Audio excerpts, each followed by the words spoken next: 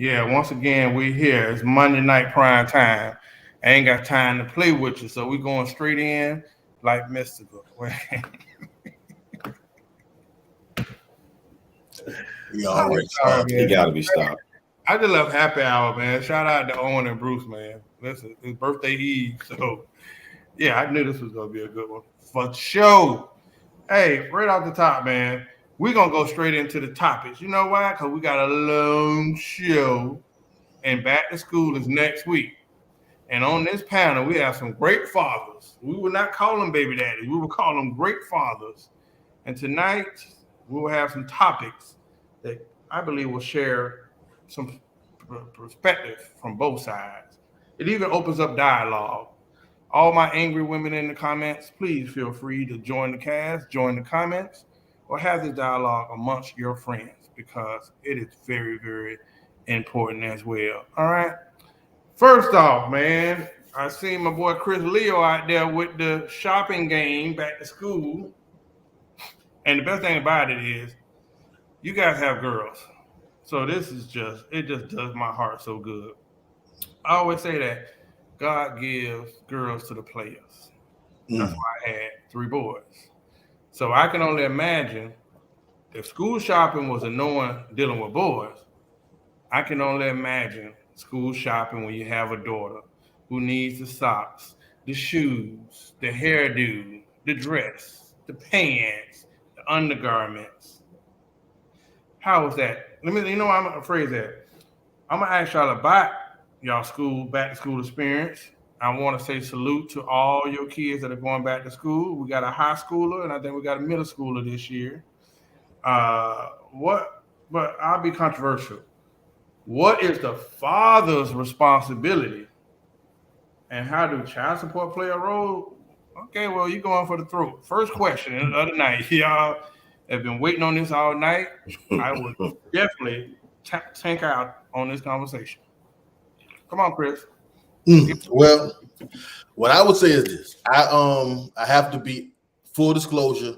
I've never been under child support, so I don't. I speak from a level of ignorance when I'm talking because I've never been under child support. I've never had a baby, and then the woman ran to the slave catcher and put me in the bond and put me back into bondage. So I don't know how that actually feel. For me personally, I believe that I get a thrill. I get a sense of peace. I get a sense of happiness from being able to provide, school stuff for my daughter. I mean, I remember how it used to be for me. My grandma, we used to go shopping. What school got out in June, we'll go school shopping in maybe the end of June at Kmart and put everything on layaway. Some of the worst type of clothes and shoes and stuff like that. So school shopping used to be traumatic for me coming up. So I never wanted that to be, the case for my daughter. So, but what I will say is I put school shopping in three tiers: my sole responsibility, shared responsibility, and things that I just won't do. Now, for me personally, I think my sole responsibility, again, I'm talking from a level of bias here, but and having a girl, school supplies is I think that's a dad job. Book bag, I think that's a dad job. What else? And sneakers. I think those are, I think those are dad jobs. What I think is shared is, the clothes and all that other stuff. Pretty much past that, all that stuff is shared to me. And then things that I won't do, I just ain't going buying drawers with my daughter. That's where I just draw the line at. I'm not going to Victoria's Secret with her. I'm not buying any underpants. So I leave that completely up to a mama. But for me personally, I think book bag, supplies, sneakers. I think that those are some of the most crucial elements of back to school, and I want to be responsible. I take that responsibility on solely myself. But as far as the whole experience, man, I think it keeps you in tune with the child. You start to learn what they like to wear and what you automatically know their schedule because you're working off of a supply list, so that it keeps you in tune. Sometimes when you're when you're not the primary, well, you're not the custodial parent, sometimes you can, some of the information isn't given to you. Well, I don't want to say given to you, is not available as openly as the custodial parent. So it keeps you in touch with the child. As far as child support, like I said, I'm biased to that because I've never been on child support. So I would like to ask you guys, who are the child support alumni, I would like to say, watch your mouth. I have a lot of homeboys that feel as though, hey, take it out of child support. You sit me, you put them people on me. You decided that this is what it is. You take it out of that. Again, I don't know how it feels for somebody to manage my money for me and gets to take it from me and get to do anything that they want to, something that I can do myself. So I really wanted to ask you guys how you guys handle it, because I'm not a part of that club. Not to say there's nothing bad about it, but I just ain't a part of that club. Mario, do you mind if we go to Zay first before we speak as the veterans in the club? Come on, Xavier, go ahead. Hey, I've already warned y'all about y'all comments. Listen, I ain't worrying about no damn comments, man. The truth is the truth. But I'm in Gladiator School, so when it comes to that, I am the father that is currently on the child support out of the group of us who has to tackle this problem. And I'm gonna say to you like this, Chris. In a perfect world, to your homeboys who pay child support is supposed to take care of the child's needs. At least that's what they told us. And technically, if you want to be technical, by the court, you don't have to do anything else. But as Horace alluded to when we first started, we are what we perceive to be great fathers. So we're going to go above and beyond that call. So some of the things that you mentioned, the sneakers, we take a joy in making sure that we get our daughters the sneakers, the ones that we wanted when we were growing up, but the ones that they want versus the ones that you have to get. But my caveat to that is my mother's still around.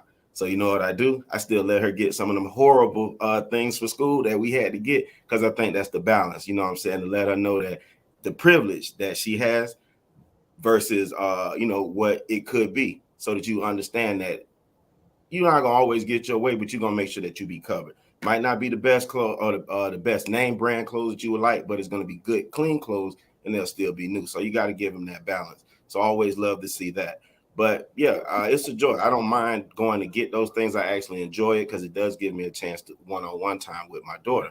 And unlike you, Chris, I don't mind taking my daughter to go get underpants and things like that, because I got to make sure that, listen, when it comes to that, I got to make sure that she's good. You know what I'm saying? I may not know the specifics, so I'll ask.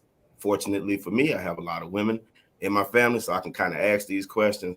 And then I have lady friends that are help in the area where she may not be comfortable to speak with me on getting those said undergarments. But me providing them for her, I don't mind. I'll go in the store, hold the bag, sit in the corner. It doesn't matter to me. It's no biggie. But just making sure, though, ultimately, at the end of the day, though, that our baby girls, because we have girls, are taken care of, is, I think, what the father's responsibility is at the end of the day. Like I said, sometimes it sucks. I've been drawn into where I've been trying to money manage and things like that, but wisdom has taught me, forget it.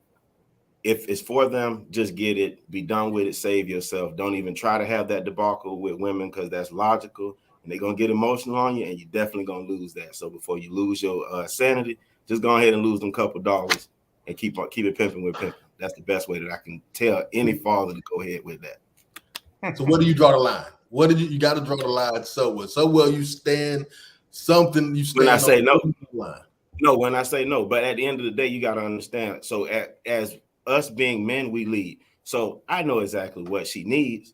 You know what I'm saying? I think too many times we get caught up on trying to appease, trying to make sure that it work on both sides. And it don't work like that on the reverse for fathers. So as a man, you got to look at this and say, all right, what do I need to cover for her? And make sure you cover just those things.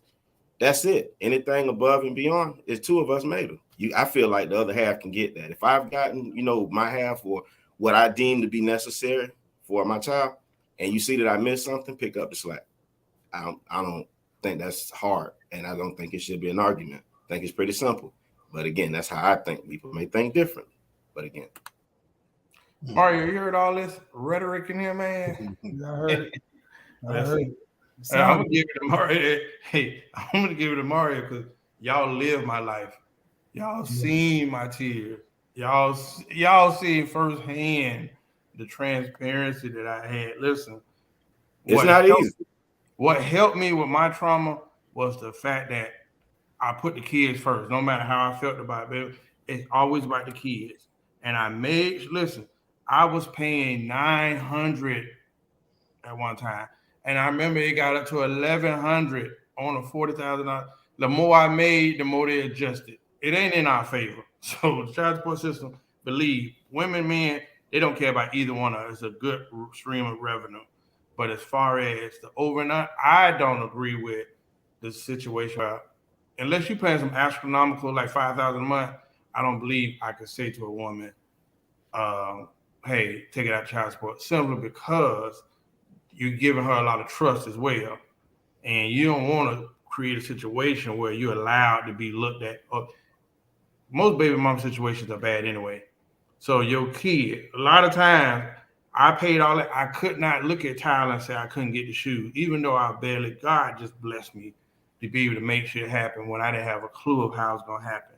But I never, and they don't appreciate it to this day, but the point is, paying child support, the boy played lacrosse. He played baseball. I wanted to say, hey, take it easy, son. Sit out for a season. Baseball, football. He played every goddamn thing. And then he kept growing. The boy had like a size, whatever, you know what I mean? And to this day, I had to tell him now, at one time I was getting his shoes from over in China. But I had to do what I had to do to make it happen. You know what I'm saying? But the point was, I made sure. They made sure they never felt what we were going through. You know what I mean? It was a time where I wanted to drive my truck through a house, but I made sure they never seen it, at least on my part, bro. So that's my advice, if any, or just my part to share. I'm going to give it to the wisest. You supposed to be gave it to him the first time, and then the spirit took over you. He did a whole monologue. I need therapy the first time. I need therapy, bro. I went back there, y'all. I was crying, boy, a lot of days. When you think you didn't work them extra hours and think you about to get a bonus check, and then it'd be like, how they knew about it? Where my money at? That happened to me. I know how that go. My Christmas money, my tax return, my bonus money. So you still feel, even though they taking extra bonus money, you still don't feel like just take it out of child support. Yeah, because at the end of the day, it's my decision to have that child with that person. And Chris, you got also 2-1. I'm gonna admire your honesty, because that drive that truck through the house, I heard you, and I feel you, brother. I feel you. But I'm gonna say this, Chris, as a man, and you should understand this because you preach this a whole lot. At the end of the day, that child don't know nothing about that like that for real. They do know who did what because of what they see. Damn what you told them. So you got to always be the example. And it hurt like hell, but who said that being a man was easy? Exactly. So you got to take them in stride, and nobody don't care about how we feel. We've already established that. So it is what it is. You might as well at least make the ones that you care about, that you feel like care about you, at least see you as Superman or whoever it is that you deem necessary for them. Okay, but before Hard It Goes, we're going to have to, after Hard It Goes, we got to tell how we feel about the guys that feel that way, that actually feels that child support, take it out of child support. But I'd like to hear what you got to say, Hardy. I'm sorry, Hardy. Go ahead, man. Give us some wisdom. Yeah, I don't really got none. I lost a long time ago. So I see people, I'm the guy that came back from the war with no legs. So I don't. So when people say they crying to me, I don't hear that shit, because I never had a chance to not be on child support. Right. My baby was born on the 4th. I was on child support on the 7th.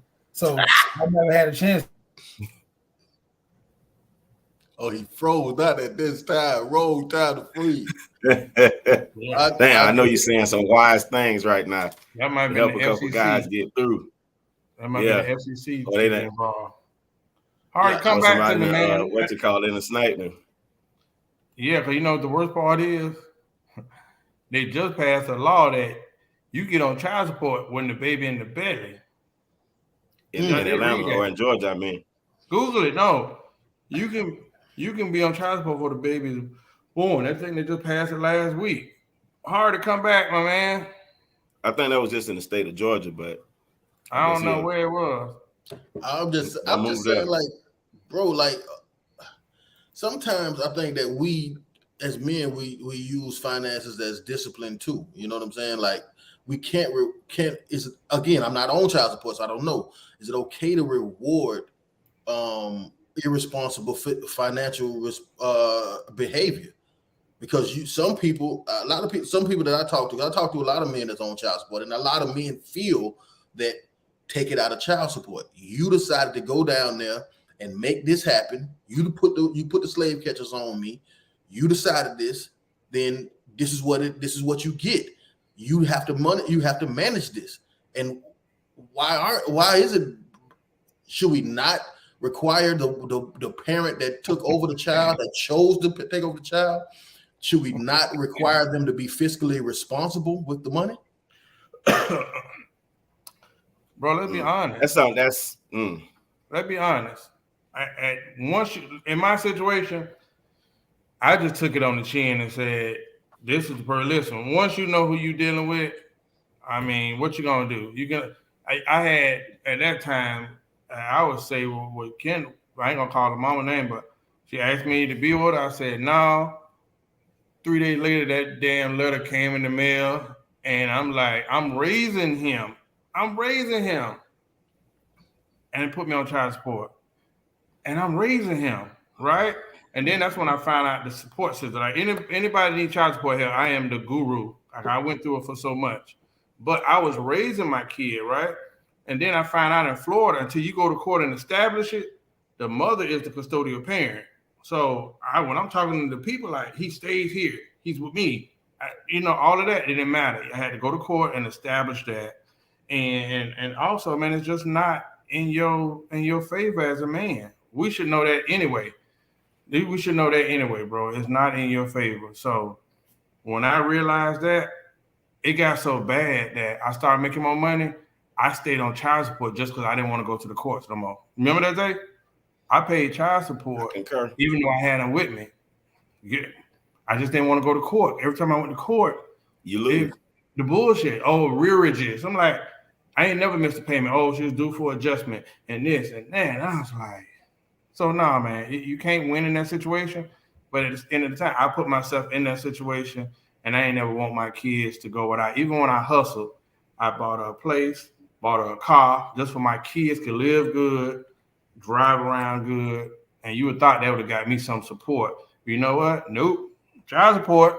And that's what worked in my favor. So when she went to court, the judge was like, he doing this, and that. I won the case. But that appeal.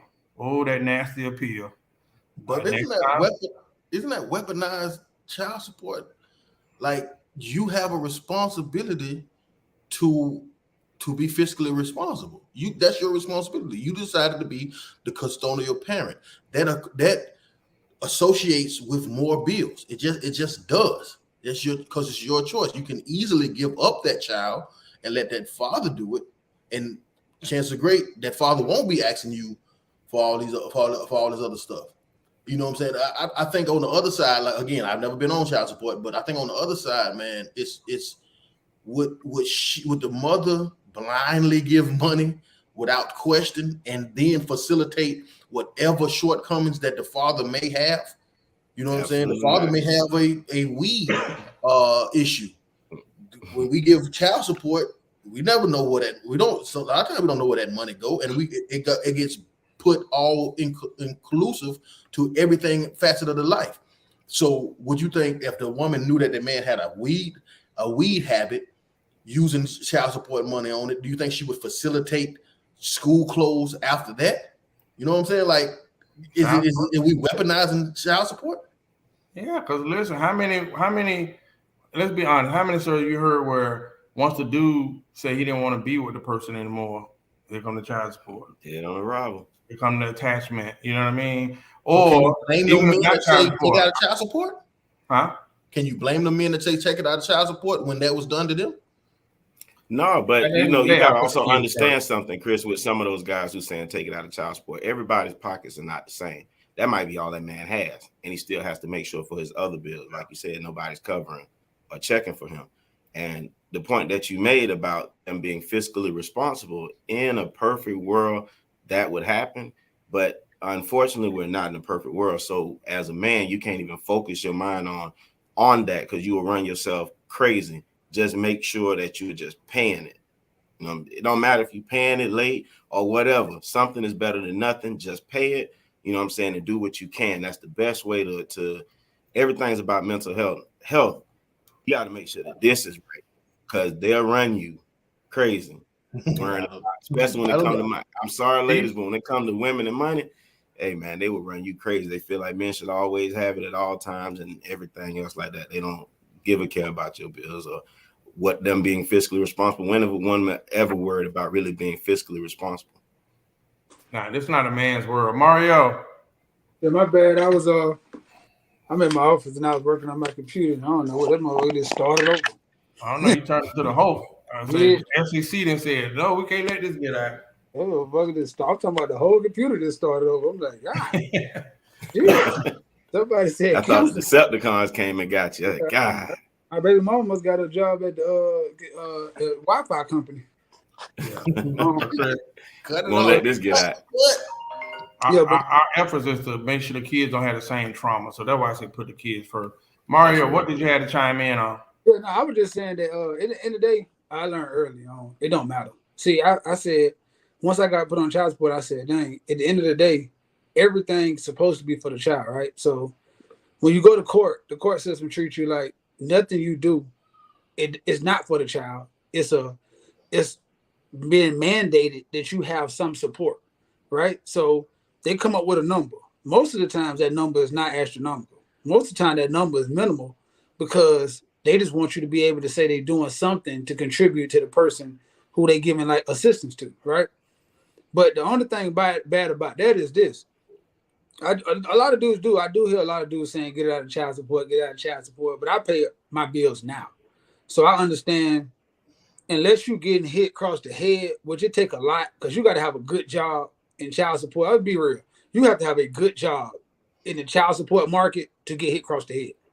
So if you're not making no money, you're not getting hit across the head. Because I've been on child support with no job, hustling. I've been on child support with a good job. I've been on child support with a bad job. So you know what I'm saying? So I done been through every level of my life on child support. So I know that when I first was on child support, it was the principal that had me mad. I was young. So I was like 18, 19. So I felt like I'm going to do whatever for my daughter. So my daughter never not suffered. I just didn't pay child support. I was like, fuck that. You're not going to tell me to have to pay. Then I learned very quickly, you won't have no license, and you always be on the run, and you be in high-speed chases all the time, and you're always going to get pulled over, and you can't really do nothing without no license. So let me pay child support. And then when I did that, I understand I lost. It's that argument over. I lost. From that day forward, me and my baby mama at that point in time didn't have a good relationship. So I'm the kind of person is, if I can't talk to you, it don't matter what I do, but I'm going to do what I'm going to do. So that day forward, shit, I did everything. I bought everything like she was going to buy nothing. So I bought the book bag. I bought the shoes. I bought the clothes. I did her hair. I did everything like she was not going to do nothing. And a lot of times she had 2 book bags. She might have had 2 appointments, but because I don't have to talk to you. See, I'm not going back and forth with you. I'm not arguing. I'm smart. You don't have to. Once the stove, somebody tell me the stove is hot, I don't have to keep touching it and saying I don't know why I'm touching it. It's hot, so I'm not going back there. It don't matter why. It don't matter how. It shouldn't be hot. Somebody should have turned it off. You can say all you want to. It's hot. Don't touch it. So once I learned that every school year we're arguing about stuff that don't matter. It don't matter who right or wrong. Let me do what I can do. So I have this amount of money. Spend all this money on my daughter, and I feel like when I walked away, I did what I was supposed to do. Now, my baby mama might have thought I didn't. Her parents might have thought I didn't. Child support might have thought I didn't. But in my heart, me sleeping at night, I did. I was freshly. So my baby mama never, she could tell you, we argue about a lot of stuff. But one thing we never argue about is just taking care, is financially taking care of Jayla when it came to clothes, shoes, and food. Now, we might argue about other stuff that she felt like I should have did. But when it came to clothes and shit, I wanted to buy clothes. Go ahead. Well, I mean, I live by this code. I don't think that no one should pay someone else to parent. I think that parenting is a labor of love, and you don't get paid for it. I personally take on the responsibility of saying whatever her bills are is my responsibility. If anything that comes from that school, the hair, the facials, all those things that accrues for her, I'm willing to take care of it. That's it, because she doesn't live with me the majority of the time, so I take on that. As far as school supplies and stuff like that, I take pride in being able to buy the book, to be the book bag dad, the supplies dad, the sneaker dad. I take pride in it, but I'm not letting you off the hook. You facilitate also. I buy other stuff. Like the only thing I don't buy is the drawers. I just feel weird about that. But Jorge, what'd you say? No, I was gonna say one thing, and I'm giving back. You taught me this about being a big brother. Being a man is a sucky job at times. The world is upon you. If you're looking for validation and applause for stuff, it ain't gonna happen. That's just straight up. But I will tell you, me personally, younger me, bro, I just put my head down and got to work, and just say time will happen, and that's what happened. I was just like, let me do what I can, start working more hours, do the best I can. Because think about it, I'm paying child support, but I got a whole nother relationship. You know what I mean? I got another family I'm trying to build with, and then I got these obligations. But what I did learn, and anybody will tell you, I learned the laws, and the laws have gotten better from when me and Mario was on it. Because boy, let me tell you, I seen a dude when me and Zay worked down at Citibank down there. But you see, that's what the original child support office was, and they didn't give you no warning. They took it all. They took all the money. You know what I'm saying? So what I learned that, like Jessica said, time sharing, I learned the legal system of it. Oh, that's when I started getting good, bro. And then I found out, I ain't got to have no attorney. I can go down and tell them my financial situation. And because I'm a taxpayer, I can sign these papers and file my cases. And I went in there and asked for a modification. I went in there and went for time sharing and then I went back and went for custody. So men, if you really in Florida law, they don't even recognize you until you legally go in there and do what you need to do. So when I learned that, life got a little bit better, and baby mama started acting better too, because she ain't had the power that she once did. But I always put those kids first, because I didn't never want them to grow up talking about what daddy didn't do, because that was the stuff that I said about my parents. Put up Siobhan's previous comment, not that one, the one previous to that. Yeah, she's saying it's priceless. No, it's not, because the court system put a price on it. The second thing is, this custodial parent thing, I get it. I understand what you're saying. Now, I've never done it for over a year. I've done it in spurts, summers, school breaks, I do weekends and stuff like that. But at the same time, Siobhan don't know how it feels to have to say goodbye to your child, to drop your child off. I get so on Sunday when I drop my child off, I get emotional, bro.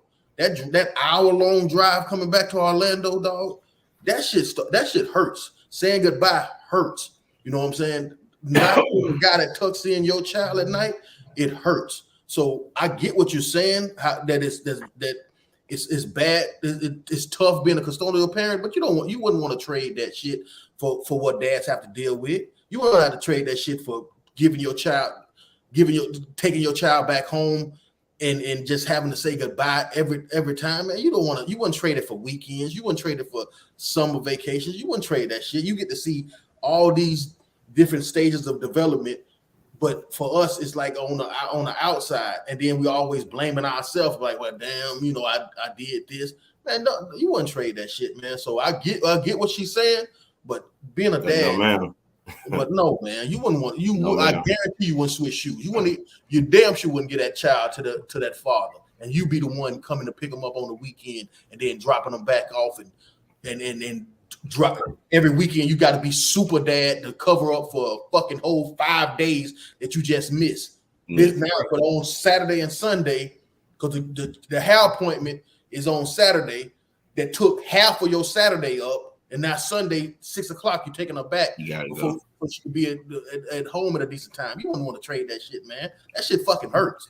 But right, you know what's crazy about it? We know what's crazy about that, Chris, is they don't think about that. But again, it's who felt it knows. You know what I'm saying? When it comes to that, you said about if they're not able to take care to get, relinquish custody to the parent that can't, they're not going to do that. It's what Horace said. It's that power thing. And plus the benefits that comes along with it. Not saying that that's the sole reason that women have kids and anything like that, but it's a lot of perks that come to that custodial parent. So it's a very touchy situation. You won't get it, but you did hit the nail on the head with the hammer. We're trying to cram what you guys get the privilege of. And I need you to understand, ladies, that is a privilege. Because if you ask a lot of guys, yes, some of them will shy away, but a lot of us will step up and be like, come on, bring it here. Give it here. If it's such a burden to you, if you feel that way, if you need that, bring them here. And then the conversation changes then. You know what I'm saying? It doesn't, it's not the same oomph that you were giving when I had to do this. I got to do that. Let me take that burden up off of you as a man. That's a whole nother other situation. So we won't even enter that. But you got to think about those things, or at least keep them in consideration when you do have guys that are doing. But, I digress. I don't want to run long. I know we got other topics that we want to touch on tonight. Well, let's be 100. You have to be accountable for the decisions that you make. And if you think you got a bad baby mama, a lot of Negroes put their joy juice in the most crazy, unstable people ever, right? So yeah, you got to pay for that. I paid for that. I'm gonna tell you one thing I did, and men got to play for keeps too. I stayed in a relationship 5 years longer than I should have. You know why? Because at that young age that my kids were growing up, I wanted my kids that was 0 to like 6 years. I wanted my kids to know me. You know why? I couldn't handle the thought of my kids being under somebody else's roof. So think about that. I stay in a relationship because listen, my kid, they can't communicate with me his feelings or thoughts. I don't know what's going on in that house. I got to trust this woman. I didn't want to put my kids in a situation where they growing up in another damn household under somebody else's roof. So yeah, I ain't gonna lie. I stayed in a relationship until they got to an age where at least they could communicate, and hell, especially nowadays, fellas, think about that. Women make bad choices with men. Let's be honest. Facts. Sorry, I'm gonna say that. Your kid that she take care of is gonna be on that roof or be around people that you might not know about, because she ain't gonna tell you. And that's a lot of trust. And when it came to my kids, I would not trust my kids. Y'all remember my kids didn't stay the night at nobody's house. That's how I was. I was so traumatized. I didn't want to change. I tried to prevent my kids from being fondled, mishandled, abused, molested. So we got to think about these decisions we making when we dropping that joy juice into some of these people. So I bit the bullet, and yeah, child support, raising them kids was a sucky time in my life. It was fucking horrible. But the joy came making sure those kids didn't have the trauma that I had. All I complained about, I go to my mom, hey, I need this. Go to your daddy. Go to my daddy, go to your mama. Okay, well, fuck me. I don't want my kids to go through that. Every time. I didn't want to go through that. I might not agree with my BM all the time, but I'm not. I don't get put through all that shit, man. So don't play on my top, man. Shut that shit up. I don't want to hear that. Let's go to the next topic. We ain't gonna hear this frantic cat club member. I don't want to hear that shit. Of course, y'all love it. The crazier, the better. That's all she heard from that. All of that transparency, and that's all she heard. It was nothing from the juicy lip bandit. Listen, wait a minute.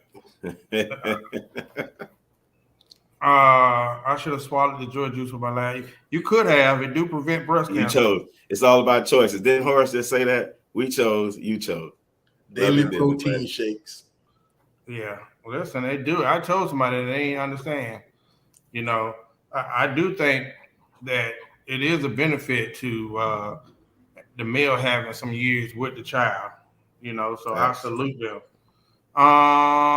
Let's switch it up and get out of that hostile area for a minute. We might lose women because they love the hostility. They love a good debate. I'm gonna switch it up tonight. I'm gonna go from high and I'm gonna downshift to something simple. So I'm gonna go to the second controversial thing. Y'all give a damn about Brittany Griner being in Russia? That's not the way to. It's kind of not the way to introduce them. I been at happy hour today. That's what we gonna do. Mario, we been missing. We give a damn about Studs United singing the glory song about free Brittany Griner. Yes, we do give a damn. And it's really, really, really unfortunate that that young lady is in this situation. I think it's truly unfortunate. The thing that I disagree with the punishment. I disagree with it. But what I also disagree with is some of the narrative that came from this whole situation from the beginning. When I first heard about the situation, I heard them comparing it, saying, well, if this was LeBron, he wouldn't be locked up. He wouldn't be in there. He wouldn't. He wouldn't. If LeBron, he wouldn't have never done it. LeBron been in the public eye since he was 15 years old with absolutely no problems. So LeBron would have never put himself in that situation. That's one thing. Then I hear them say, well, she's over there because the WNBA don't make enough money and she had to make more money or whatever. And I'm like, well, she's 100,000 now. That for most people, that's a lot of money. You know what I'm saying? And then it's like it's almost like you blame us men for that situation. If women support the WNBA, then they would make more money.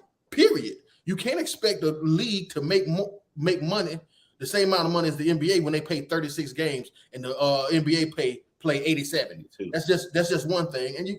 And women make 51% of the population. Y'all go to them games. Y'all buy the jerseys. Y'all stream the product. And then she wouldn't have to go over there. What else is another narrative I heard from it? Was saying, because also Brittany Griner is a part of one of the fastest growing, most powerful subsections of our culture.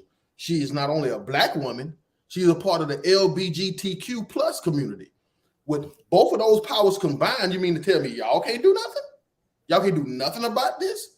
You can't even talk about y'all no more without being canceled and talked about and taken and stripped away from your career and stuff like that. You mean to tell me y'all you're gonna let this go down?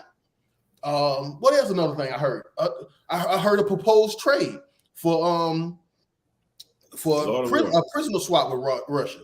You know who they want to swap Brittany Griner for? What's his name? Victor Boat. He is Lord of War. His nickname is the mercenary of death. They made movies about this man. Yeah. Nicolas Cage is in a movie about him where he sold arms to both sides of the war that was fighting. This is a fucking dangerous ass man, and you want to do a prisoner swap with that? He misunderstood. That's insane to me. No, that's not a good. To me, that's not a good swap. The last thing I say is this. Like I said, I disagree with the punishment. I think it's excessive, but I'm looking at it through a lens of an American person. Well, we would look at that and say, well, that's just a vape pen. She shouldn't get 9 years for it. But then when I look at it on the flip side, we lock up men for having underage sex with women. In some countries, let's say a person from a country where that doesn't matter, they come over here and have sex with a 14-year-old, you lock them up for 20 years or like 30 years like R. Kelly got. Everybody in that country is like, wait a minute, that's not a big deal. We don't look at that as a big deal. You guys look at it as a big deal. So to me, that's more reasons for why we in this travel mode of everybody want to travel and everybody want to go places and take pictures for Instagram. God damn it, you better do some research on that country's laws before you take your ass over there and doing some dumb shit. Because again, you don't have to be there. You chose to be there.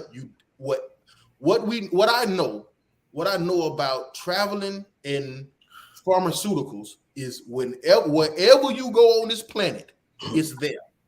You may not want to pay the price for it, but wherever you go on this planet, it's going to be that drug there. Yeah.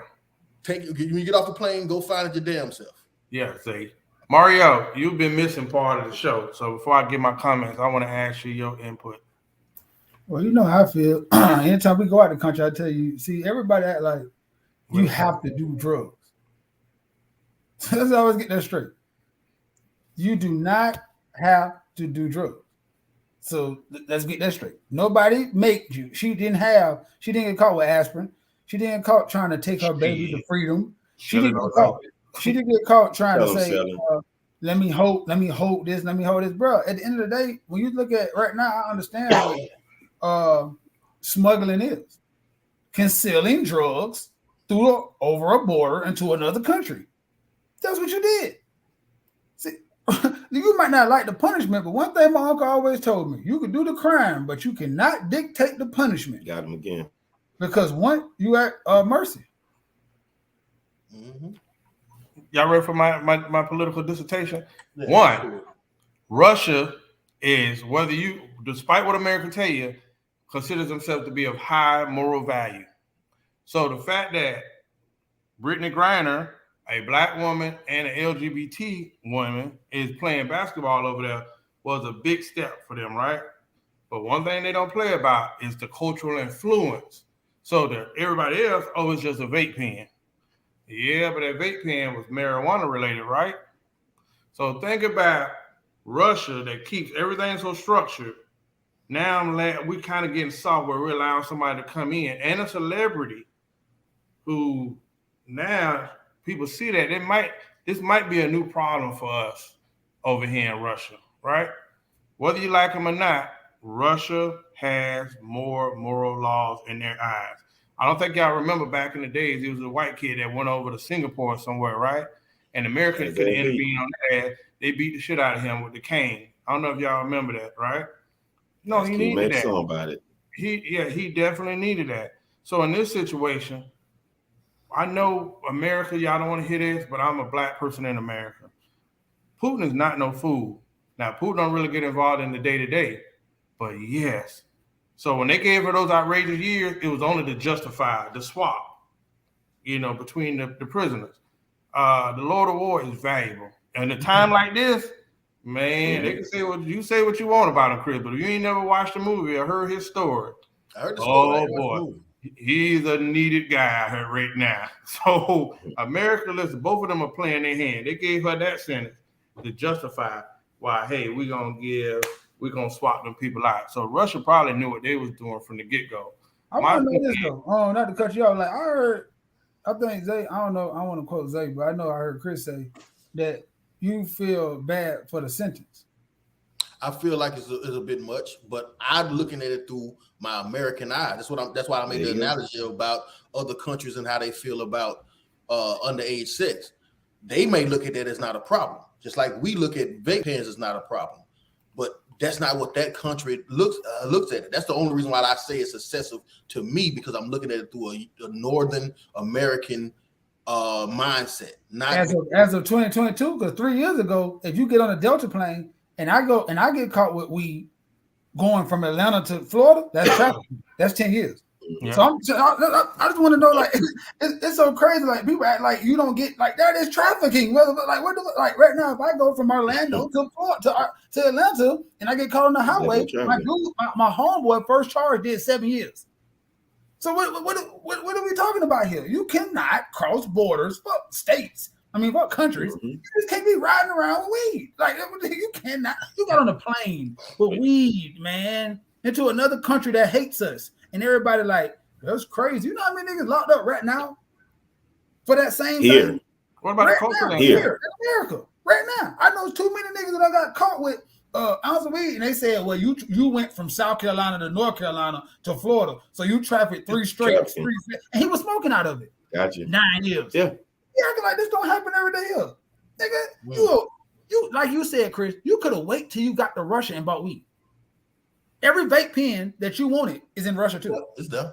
Bro, you thought you was above the law, and they made us example out your ass. And no, we're not trading the Lord of War, and we're not trading another known killer to let you go, because you wanted to. Your choice was to go to Russia to make more money. You were not forced to go there. Once again, if you don't like Russia's rules on weed, you don't have to go play there. So all these are choices. America does not negotiate with terrorists. That's why this world's so fucked up right now, because dog, we make so many choices in life right now, and everybody look for a reason to give somebody a way out. when you made that choice? What happened to standing on what you did? You did that shit. That's what we got. got. No, I don't want to fucking trade the Lord of War for you. Fuck no. Mercenary. Yeah. Or LeBron. Or Emmett. Or Troy. No. Bro, you, dog, right now, this is no lie. Xavier McCarty, Zay, the ladies' man, travels with me a lot. He smokes the tweets. Always, Zay, am I lying? Shut me up right now. Every time we go somewhere, what I say? Well, it's on you. It's on and you. I know it. You've never ever seen me do a thing. You. I tell this. Listen, I don't care. You're on your own. Because you did that. You nobody told you had to come over these good people shit and smoke it. But you want to. And he does. And that's a grown, and other people do it with him. But I'm saying everybody does this. Niggas, right now we go places, nigga come, hey, I'm like, bro, you brought that on. Oh, shit. I'll be going crazy because that's my point. But everybody walking through like, oh, this ain't nothing. Yeah, it ain't nothing until you get caught. That's right. God forbid, I never hope my dog. Don't get me wrong. I don't want this to be taken out. I don't never hope my dog. But right now, the same thing. They get caught, and we just went to Puerto Rico. He get caught. Man, they slammed my dog. Say that's fucked up what they did. What? So did not when your passport say no drugs. When you walk in the TSA, it say no drugs. When you get on the plane, it say no drugs. So fuck all them signs. I'm doing drugs. What we do though, when we take a flight, no. When we take a flight, we go through TSA. I wait. I said, "Oh, okay, you made it through." I've never tried. I've never tried. No, not you. No, not you. I ain't saying bring it there because you're gonna go find your man. I'm saying, but we know it's good people on trip, and I've been blessed. Like, bro, why even try that? Just wait till you get here. Why even try that, bro? Why? I'll be sitting there looking like, bro, that was the dumbest shit in the world that you just did. You just got on these people plane and went to another country, and you could get caught just to sit there and do this. When you could have just went like how we've done many times into the city, and you are a black man. One thing about being a black man and traveling, I'm gonna let this go. Every nigga will sell you any drug in the world in any country because they feel like no black person is the police. When you go to other countries, you can have on glasses, suspenders, and a polka dot shirt and proper as hell. They feel like black people, especially men, are not the police. They'll willingly sell you drugs in any country. Black girls, they'll sell them. Yeah. So see what I'm saying? So they're trying to woo them. At the end of the day, it's no excuse, bro, except for you feel like you're above the law. And sometimes when you feel like you're above the law, or you feel like fuck that shit. Sometimes the person on the other side of that thing saying, "Oh yeah, fuck that shit," and then that's what you get when you get a president who don't like your president or your whole country because you're still an American. Mm-hmm. So yeah, that's just I don't fucking Don't get me wrong. I don't want nobody to go to jail. That's what the only thing I feel bad. I don't want nobody to go to jail. I don't care. But you can't be giving up people and feeling something like no, hell no, man, no. Man. I got too many people I know who good people who've been wrongly locked up. Who was trying to like do stuff to just eat. There wasn't 100,000 there. They didn't choose to make 40 more thousand a year over 60,000. They can make 120,000. I know they were trying to make $10 and they locked up. So I'm sorry, man. Man, we got other shit to worry about, man, than Brittany, bitch. You motherfuckers out here hanging people from trees. Alabama. And to be honest, I ain't never seen Brittany stand up for anything. So I never heard of him. I ain't gonna lie to you. I call me what you like, but I never heard of him until this whole thing popped off. It's really, really crazy. Cause Hardy, you said it. We make choices every day.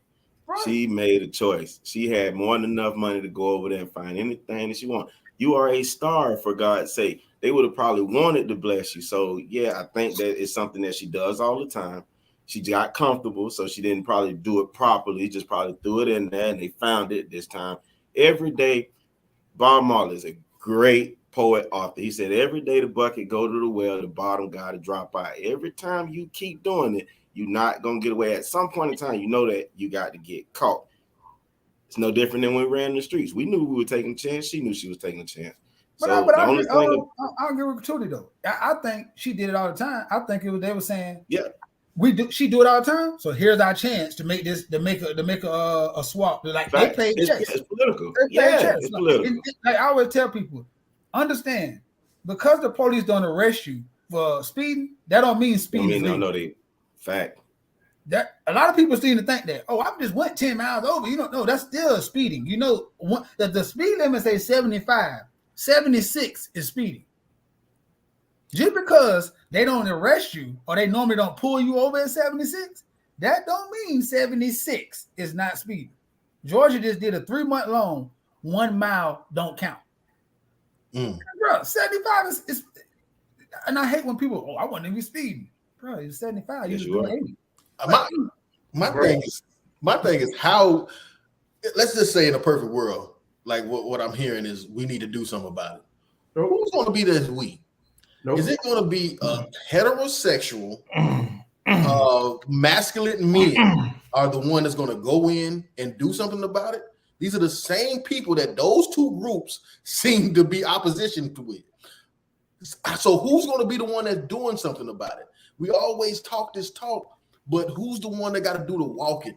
You know what I'm saying? Like what do we need to be doing? It's like we almost like, it's like they blaming men for this situation, or in some kind of capacity. But this has nothing to do with us. First, it was the first thing they said was LeBron. Yeah. First, it was LeBron. Then it was well, men don't support the WNBA. Then now we need to do something about it, and we're looking around us to find men, masculine men, to do it. No, put a gun in these black women's hands. Put a gun in these LGBTQ hands and make them go get Brittany Griner. Don't use heterosexual masculine men, because we are the targets of all this bullshit now. So no, that's just how I feel. I think it's unfortunate what happened to that young lady. I wish her the best. I think it's a bit excessive, but that's their rules. Same thing as us. We got, just like Hardy alluded to, shit. We do that to our people, and most of them look like us. Amen. Well, first of all, it's not my fight. And one thing I say also, well played, Russia. Because right now, our government is a band of idiots. We can't do nothing right in America right now. I'm just looking at the laws right now. Listen, Putin was on a video before I go to the list. Joe Biden was on a Zoom call with world leaders, and he had on a mask. And Putin was laughing at him, and Joe Biden didn't respond, which was worse. You think Trump wouldn't respond? I was go find that video where Putin was like, "Oh my God, this moron! He has on a mask. You think he's gonna catch COVID from over?" Bro, I was so embarrassed as a person. What did Kamala say? Is somebody telling me? The vice president of this country, a woman is being held. A black woman. A black woman. What is the vice president saying every single day about this? Quiet as a church mouse. She ain't black.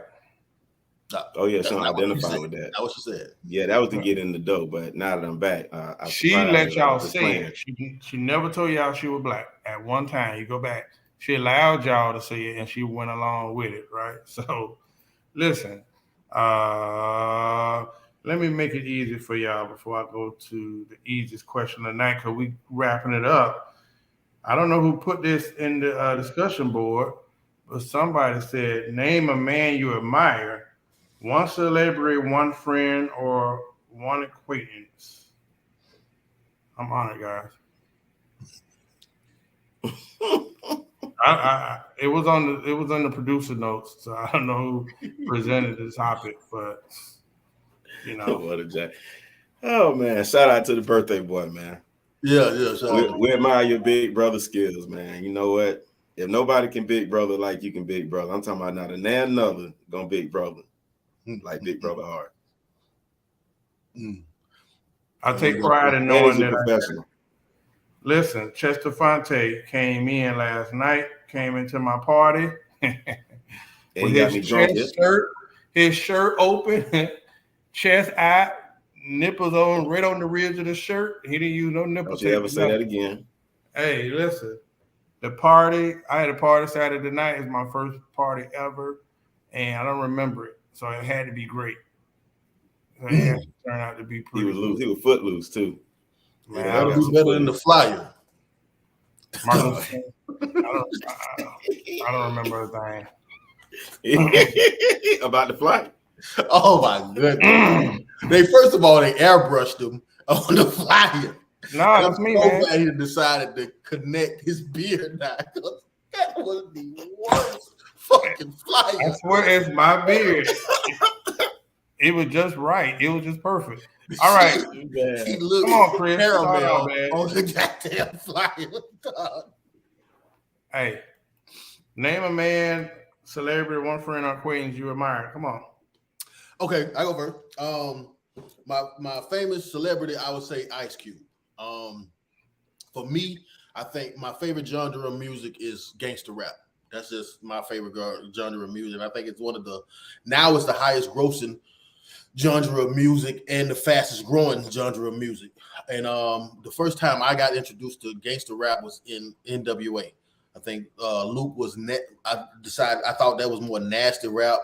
I think that UGK and those guys, I thought that was more country rap tunes and how they described it. But I thought gangster rap originated from NWA. And when you go to do the research from that NWA, Ice Cube wrote a lot of that material. So I give him so much credit for that. Second, I think that you take a guy that originated gangster rap and turn him into a movie star.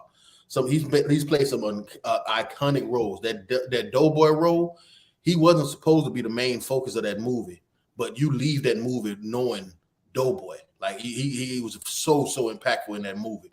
Then he parlayed that to romantic comedies. He parlayed that to legitimate comedies. He made some of the funniest movies ever. So I think that's awesome that he can take rap, become a movie star.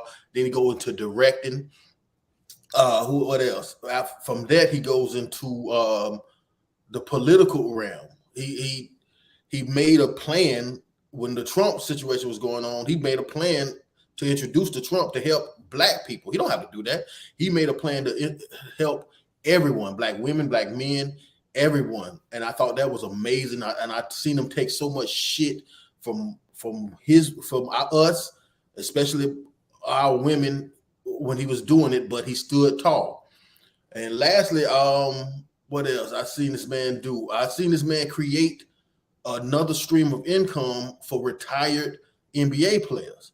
He built his own league, Big Three, where he can televise, give former players another chance. And you know how a lot of players squander through their money because they get it when they're young, and then they get another source of income to play for him. And I think he's made that means he's made $100,000. He made millionaires through his movies. And not only that, man, the man been married to his wife since he was young, dog. Like that gotta count for something without scandal. Like that gotta count for something. I think that's amazing that he's able to do that, and especially in today's climate. Not only that, and I hate to keep on going on about the brother, but I really respect this brother. When you hear this man talk, you never not hearing Ice Cube. You know what I'm saying? And when he do legitimate interviews, he still sounds like Ice Cube. He don't raise his octave. He don't try to talk a certain way. He's slow. He's not slow, but he's very methodical in the way he speaks. I think that's amazing for a person that struggles with public speaking. I think it's amazing the way he does it. He just takes his time and he's very deliberate on that. And I just think he's a very amazing black man. And if it's one man that I admire, it's him. As far as friend or acquaintance, I have to go with my homeboy Deacon. I think everybody that knows me knows that I struggle with belief and my relationship with God and things like that.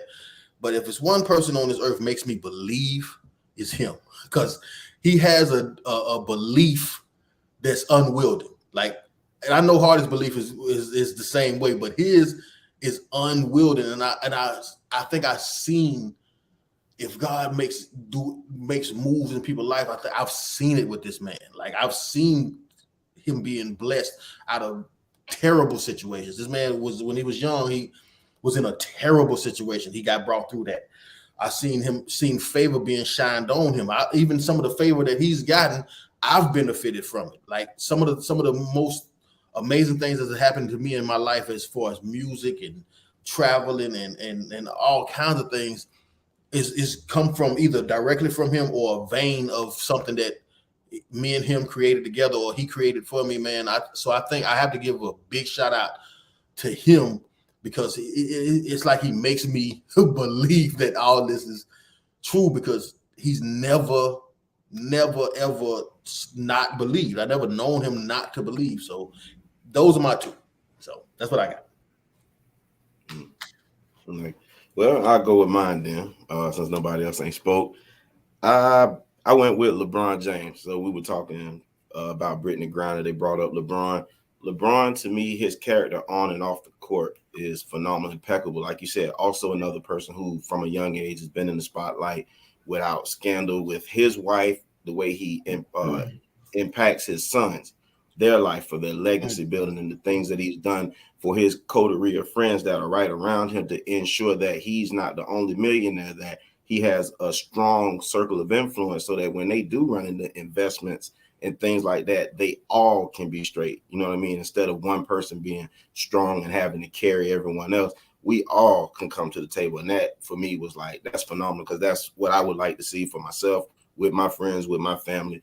Not one of us straight, but all of us straight. And I think he exemplifies that. Plus, again, he's a great basketball player. So, and he's legendary. Like you said, he also, too, I believe from what we've seen, is LeBron. When he's on camera, he's very he's good with his word. He's eloquent. You know what I'm saying? He knows what he wants. He goes after it. And I think that for the young men, especially of color, he's a great example to look at as to mold yourself as to what, you know, you can do. So that was that. As far as personal, I'm gonna have to go with our homeboy Big Gregory Freeman.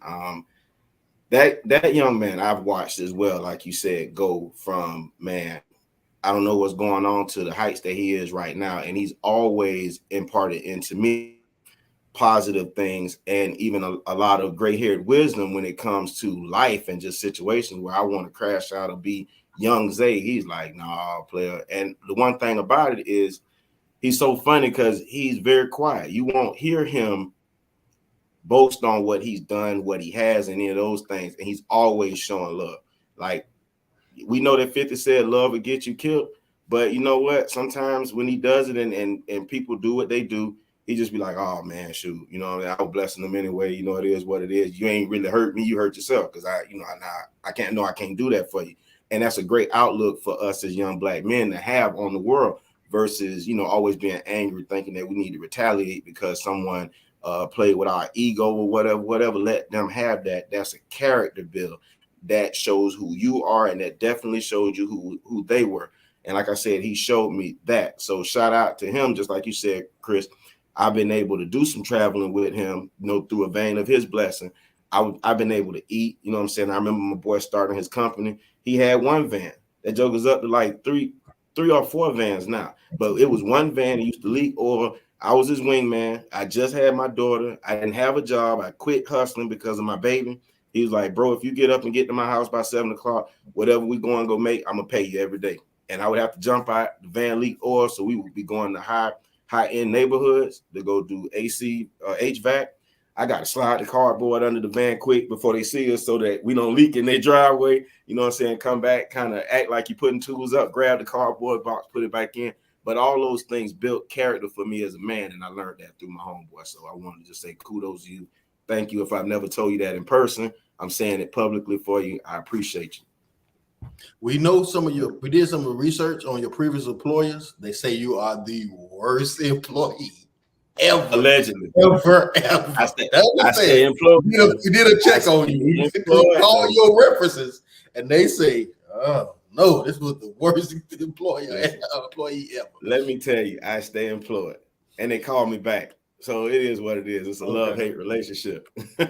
I learned to work smart, not hard. Gotcha. Sometimes people don't always, understand that they want you to work your fingers to the bone. don't understand that. God bless me with a brain, not the physical. I take it. Mario. Yeah. So I think I start out with a famous person, so it's like it's duality. He's famous, but he actually my dog too. I know him, Abe Elam. I grew up a little bit younger than Abe, so I seen him transition through all the sports we played coming up, right? But I also knew his family. So I knew all his brothers, I knew his daddy, so I knew all the stuff that he endured just being a kid. I remember his daddy used to be out there in the middle of Moore Heights with a speaker yelling at the people and preaching the word, and then he had to go to school, one of the roughest schools, Kennedy, with that, and was a star athlete, but did never let that, and then never say that's not my daddy. Or not. I seen like tenacity, so I began to see that at an early age. I see him have a kid at an early age. I see that didn't stop him, and he still went to college. I see he got blamed for something that he didn't commit, and even the blamer said he didn't commit, and he still take the rap for it and lost everything. Completely lost everything. He was back in Rivera with nothing. I seen him hang out with his old homeboys. See, they was doing something he didn't want to do. Get the hell away from them. Go back to travel. See, that right there seemed like, damn, this boy, he wanted it when he had every excuse to say, that's why I didn't have it. And everybody would have been like, damn, bro, I feel you. He had every excuse to say, hey, my daddy was this. Hey, my mama didn't have this. My brother this. The world did me this. And that's why I be telling people, man, it's people out here who had so fucked up lives who still made it. So I don't want to hear your excuses. Shut the fuck up and keep going. So that's one of the people who showed me that. But once he made it back again, one thing I seen him do is go try to give all those homeboys another vision of the world. And one day I was talking to him, he was like, I wasn't trying to give them money. I was trying to give them a thought so they can invoke them getting some money bigger than where we came from. He like, bro, you stay up here now. So you see it. Look at you. Like you see it. You see the world. He's like, everybody, we come from hustles. I just need them to see the world. And if they see the world, it'll get that fire. Like being in New York. Like he was in Dallas. He was in other places. I can't think of the place. Kansas City. Like I seen him around. Like he coming to, hey bro, come out. Him and Jay, one of my other homeboys, they're real close. Him coming there with all NFL people, and Abe still Abe. White tee, quiet. Hey man, y'all all right? Y'all good? Same guy. I don't care if he with billionaires, millionaires, same guy. I done been at parties and I'm coming up. He like, bro, come on, bro, what you doing? Same guy. Now, you know why? He comes back to the city. And who is he? Same guy who never forgot the city that came and gave him who he is. And he take care of all his kids and a lot of people, other kids. You know what I'm saying? And then not only that, he's setting a precedent for other kids to have what? The way in to lay it without getting screwed over by all these agents and all these other people who came before. For money. And he started with his brother, the first person drafted in the top 10 without an agent. That right there is remarkable. And people forget that Abe and Matt did that. Don't forget about what he did afterwards. His seed. Yeah, he but made sure he did the same thing. But that was his son good at football because his daddy. That has happened before. Nobody has got drafted in the first round ever without agent. It's different. Like that's good. That's remarkable. That's never gonna happen again. Abram Elam did that. So that's what I'm saying. Like that's crazy right there. You get all your money. So the second person is my Uncle Billy. My Uncle Billy showed me everything I am about a man. I seen him buy his mama's house. I seen him help buy his sister's house. And he worked at Hertz for 45 years in the hot sun. I seen him say, I'm going to not have kids, sacrifice my life, my love life, and my happiness over and over and over and over again, because that's what a man do. Every important thing I ever did in my life, that's the man I call. There's never a time I did anything important when I didn't talk to him. I never bought nothing that's important. I never went on any trip before I got married, and he not married. I always had to talk to him because that's the epitome of what a man is and the sacrifice of what it takes to understand legacy. So my uncle didn't have no big college degree. but he obtained so much from hard work. From hard work. Everybody, it's so many people got degrees in my family, and they still come to him because he always got some money. He always got something. Because of work. So that's one person right there who I could say was the hardest person I had growing up in my life. Hardest person ever to affect my life, but one of the strongest persons I ever have in my life. And the best thing about him is he ain't never changed either. He the same person I was he still cuss me out today. He still, if I'm doing something wrong, he hold me accountable at the highest level. I don't give a damn who it is. He don't act like a candy ass. He don't care. He is him. And I respect that because a lot of times we don't see men. Well, I'm gonna say this. I got a chance to see a man all my life be a man and don't whine. That's why I get that from. So a lot of time I be so hell bent on, bro, shut up and do it. Bro, I don't want to hear that. Do it. Because this is a man that worked 40-something years for a job. and his raise wasn't hella. So you know what I'm saying? So that's the two people who I would say. Horace. All right, listen. I proclaim this loudly. I am still, even though I don't do shows, one of the funniest people in the world. I'm one of the best writers in the world. My directing skills are getting to be up there. And I think I will be back on stage in the next year or two. I said all that to say anything I've ever said in life, initial stuff is always to get laughed at. That's what people do in life, right? They laugh. Oh, that joker's gonna try to do this, blah, blah, blah. Okay. When I first did some stand-up, people laugh. Remember that day? When I went into music, people laugh. Oh, he think he's gonna be Puff Daddy. Yeah. Everything I ever said I wanted to do, if I ever listened to the people, I wouldn't have did it. And that's why a lot of people don't do a lot of stuff. They more worried about what people gonna say, what people gonna think. So the person I probably most admire right now is Country Wayne Coley. The reason I do is because the same premise, I had the same blueprint. So in the midst of this brother, he's always been transparent. He's 100% him. But the people he's putting on, I see the pilot he's doing. Every day he's putting on a new clip and people are buying into it. And he's simply sharing funny stories from his life. He's putting people on. People are buying in. If you ever see an interview, he's always talking about Jesus is popping.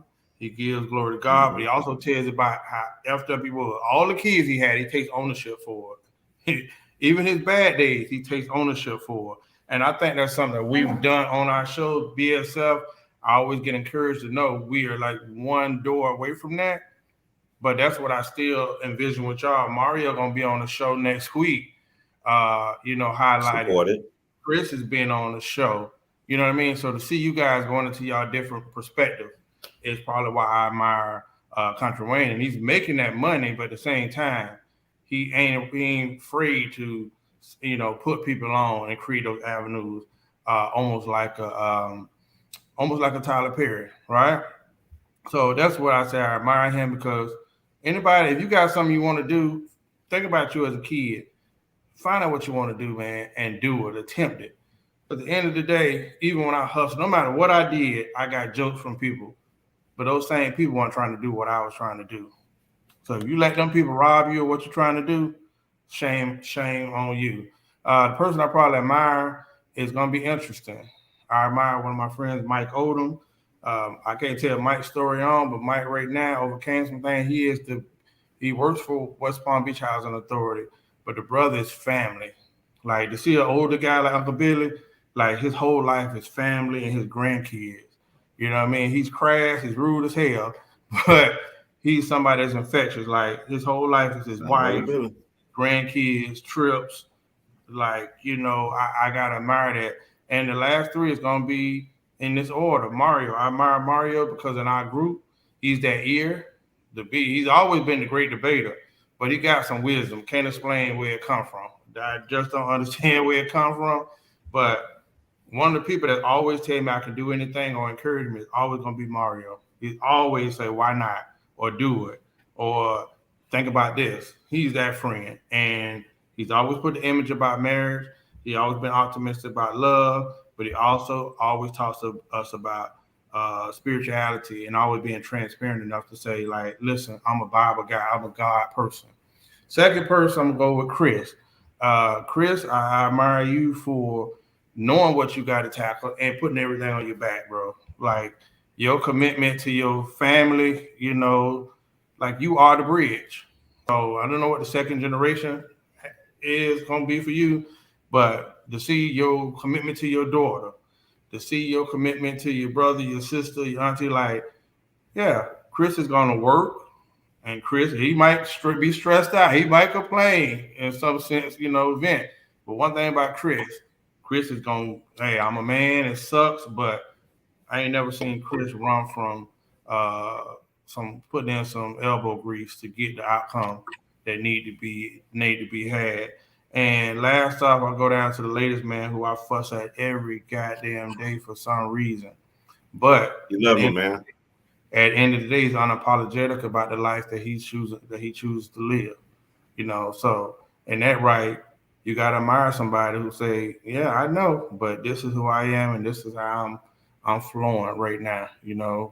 Shit, the way COVID and monkeypox and all that stuff going around, who's to say what's gonna happen? Shit, in fact, monkeys around here throwing dogs off rooftops. Shit, the monkeys mad. Y'all done blame them for AIDS. Now y'all blame them for monkeypox. These monkeys mad as hell out here. So the three people I would say I would admire you guys are all of y'all in some capacity, man. So be encouraged and do what y'all choose to do in this life. So I know being a man is a sucky job, but at the end of the day, you're either gonna be a man or you're gonna die. No, I like being a man. So let me just put this right there. We're gonna die. We're gonna die regardless. So you got to be a man. Can't be the other ones. Yeah, and I like to be the one doing the fucking, not the one getting fucked. Yeah. I'm gonna agree with that one then. Well, listen, to be honest, bro, you look around, we kind of the last of our kind.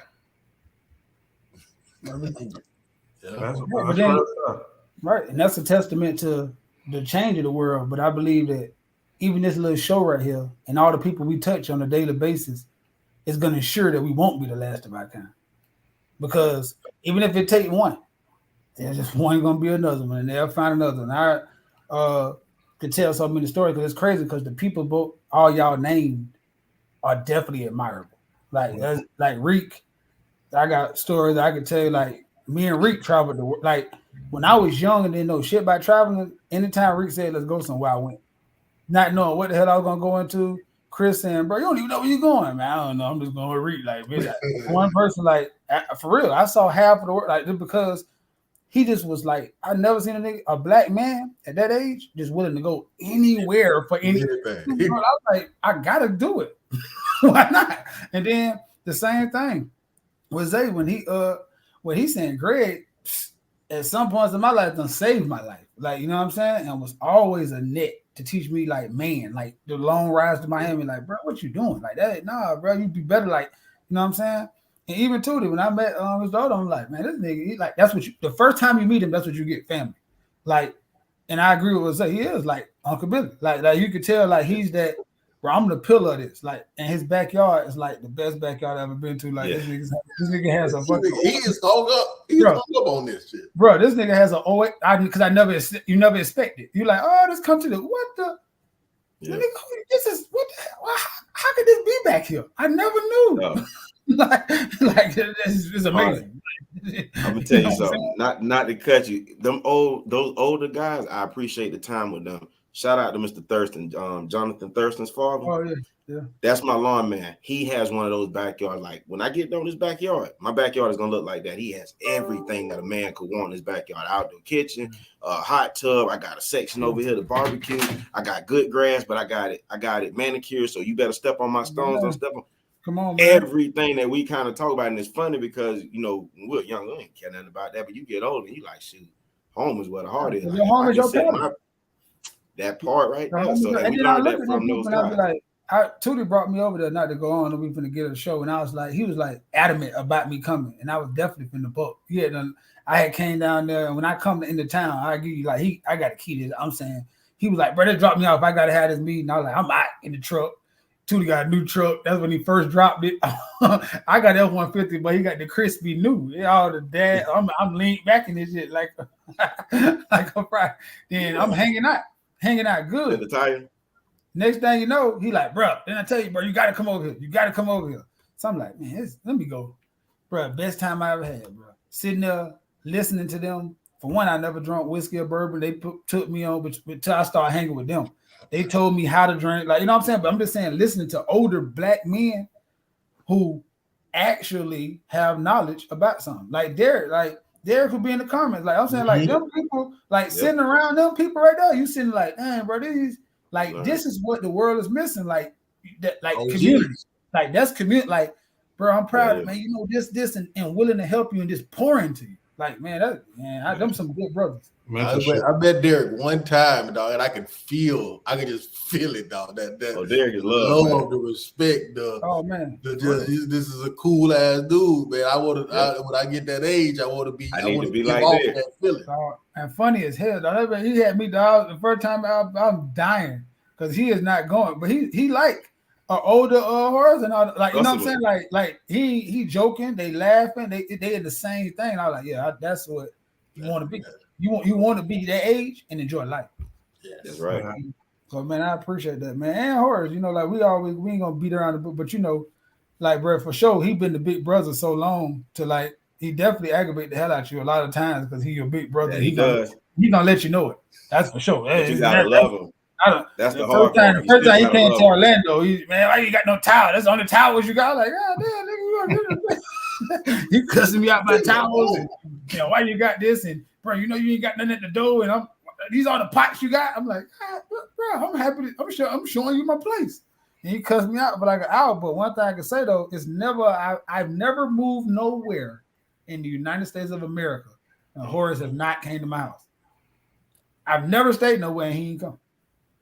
Okay, I don't know. I was talking to him the other day, and I'm like, bro, you know, like everywhere I've stayed, you brought your head up. Like, no matter what, like, bro, I'm coming up to this figure. I'm gonna figure a way, to some kind of way he makes his way to be like, what's happening? Like, you know what I'm saying? And then to see how happy he was when me and my family came down there.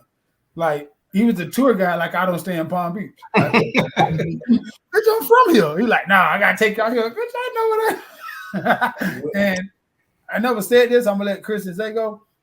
My wife was so appreciative of that because I'm from there. So a lot of times without you and Zay, she probably wouldn't do nothing because that's not fun to me. I'm from there. So, you know, when you being from Palm Beach, I'm coming home to just sit around and do nothing. But to somebody from Georgia, that's a tropical, like that's it right there. So I thank y'all, that's off the subject, but because she probably wouldn't have a good time in Palm Beach if it weren't for y'all, because the first couple of times she didn't do nothing because I don't do nothing until probably one of y'all called me. So, you know what I'm saying? I know she appreciates y'all so much because y'all the reason why we even do anything down there, because I'd be hell bent on doing not a damn thing. Bro, you know what? At least I save you every time. Don't worry. I think I realize now that I might be the big brother. It's only because I want so much for y'all. Like when Mario come to town, I'm like, Mario, I need you to meet this person. I want you to meet this person. Da da da. Like Chris, like I aggravate y'all because I really want y'all to see what we have achieving. I wanted y'all to meet certain people, and I be trying to put y'all, get y'all some opportunities. So yeah, I do look back in hindsight and say, yeah, boy, I come off like a goddamn old lady or something. So. 1 hour, 22 minutes, and I think 12 seconds. He said he aggravates us. I need y'all to pin that, save that. You know, we're gonna need to loop that. Yeah, y'all aggravate me too. Yeah, that's true. I gotta give you Chris. I can own Leo. I say make yourself at home. Chris will make himself at fucking home as soon as he come in the door. He's tired. He made okra and sausages. Chris throw his shoes on the floor. His bed's upstairs. Chris is on the couch, laid out snoring. 10 minutes after he came. Butt naked in that room.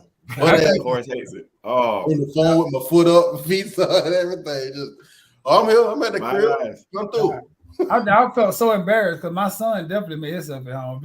I never this motherfucker busting to the door. We waking him up, get up. I'm like, come on, man. Get out of here. And then I'm telling Tootie to tell me to get out. He like, nah, little man, all right. That Tootie trying to cook and shit. I'm like, bro, man, let people rest. I said, man, but you know, we laugh at that now, but I remember a time, bro. I didn't think I was gonna live past 35, 30. Yeah. You know what I'm saying? How we was living. Yeah. So you know what I'm saying? Shit, this a blessing, bro. You know what I'm saying? A real blessing, bro. Look at us now, dog. Listen, I when I first got in the house, Chris came and I was upstairs and I didn't know what I just could hear, from upstairs. Look, I'm in the garage go up. I'm hearing all like it's a party downstairs. So I couldn't go downstairs. Two of them on the couch, man. I'm trying to do something. Going down, man. I'm upstairs like fuck. But it was a good though. It's a blessing though to see stuff like that. You know what I'm saying? I look back at the times when I was, because I'm the youngest of y'all, so I might not look like it, but I am. And then, but seeing y'all, because all three of y'all have in so many ways have led me in different parts of my life, right? Like to be like, dang man, you know what I'm saying? And it's been a blessing, bro. It's been a blessing. I can say I appreciate y'all for sure, because this boy. You know what I'm saying? At every parts of my life when I needed somebody to be like, bro, just expand your horizon. Y'all did it. Not even trying. Not even trying to do it. That's right, Siobhan. Tell him.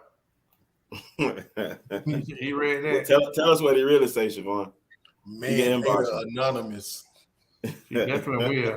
Happy belated birthday to Maisha Allen. Yeah, it was her birthday she's this still week. partying. We're gonna give you a pass. She hit the big 46. All right. That's crazy though. It's crazy. Like, yeah, it's Shay's birthday. I remember because Vince is her uncle. Well, I don't know if Vince is her uncle or not, but I know that's a dad. I think it's her uncle. No, I think they're auntie. They his auntie. Yeah. No, I think she his auntie. But I know growing up looking at all them and all this, and us going across the tracks and all this, and I remember one day all of us going over there and Shay there. I was like, who that is? Like, dog, I'm telling you, boy. But it's just crazy to get older, to look at people as they grow older and be like, dang, bro, it's good to see people still doing good. Like, you know what I'm saying? Like Siobhan in school, I remember, you know what I'm saying? It's good to see people still doing good, man. Especially at 46. They look good for 46 though. Look good. Yeah, Auntie Maisha. Yeah. Auntie Shay. And she been like that ever since we were younger. She don't play. For real. It must be all the goddamn boxing. Shay Mayweather, happy belated birthday. Hey, happy early birthday to you. Your birthday tomorrow. Yeah, let's acknowledge that, man. I need everybody in the comments to wish my homie a happy birthday.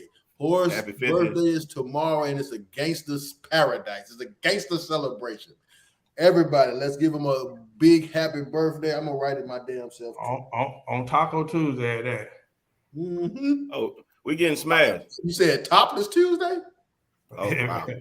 If it's the Lord's will. Hey, have his way. Hey, Taco Tuesday. Don't tell you with a good time. Hey, Taco Tuesday. Yep. No, for real, man. It's appreciation though, man. And that's good, man. To see all of us get older, man. That's all you can ask for in life. Yeah, payback is it? So we had some. Listen. We had some close calls. Me and Zay almost should be in jail like Ray and Claude for murder charge. For no reason. Well, we got so many stories between Papa, me, Ray, me and Zay. Oh my God, brother. Me and Zay running one night, coming off by the sand pit. We sneaking out of a window. We don't know a murder just happened. Zay get off the bike. Zay running. And I'm like, what you do? He's talking about my turbo didn't kick in. What's going on there? His turbo didn't kick in. And thank God Revere Beach Police, they were so sorry. They seen us and they let us go. Oh, man. Just don't have no top on your chest. Yeah. I'm trying to teach him the way, Shay. Don't worry. Hold on. When all else fails, Chester Fonte. Zay showed up my party with his goddamn shirt open, nipples out, looking like a black area. Listen, man. Listen. Let's go, man. I done gave people chestnuts. Shay missed the whole innuendo about Taco Tuesday. For real. Really. And Shayna Davis has a birthday this month. I just recognize all the Leos, all right? Yeah, so, Leo. Monkeypox ain't come to Leo's game. That's a fact, Jack. Leo season. I told my wife that her birthday is yearly. I said, yeah, you know, every time a disease outbreak comes, Leo. Goddamn Listen, line. Shana Davis' birthday, Maisha's birthday, Chris' birthday. Leo's doing the thing. So, you know what I mean? Hey, we seen Trinette in the comments. Trinity Gourmet, got to give her a shout out. And she has been doing so many just from her heart, phenomenal things, especially with nonprofits, events, giving back. So salute to that sister for what she's doing, because man, she don't get the reciprocity she deserves, but hope the Lord will bless her at some point. So we got to get out of here. We'll be here all night. Okay. Siobhan in there. Shout out to Nikki. What in the world? Her birthday, Nikki George down there. Her birthday. Siobhan is 8/12. Okay. Siobhan 8/12. That's why she's here. Nikki George. That's your Leo. Yeah, Nikki. Yeah. Now I make all the same. Related, Nikki. Yeah, shout out to Trent, man. We gotta get out here. Y'all go to sleep, man, and do something else. All right, good night. Hope y'all enjoyed the show. Hey, we got next week. We're gonna address if you got a train ran on you, how long should it take before you tell your husband? And we want some answers, ladies. We definitely need to know how y'all feel about that. What y'all doing? We want to know. Because we know what you did back then. We know you. All about it. Thank Dollar Bill, don't nobody. Dollar Bill know all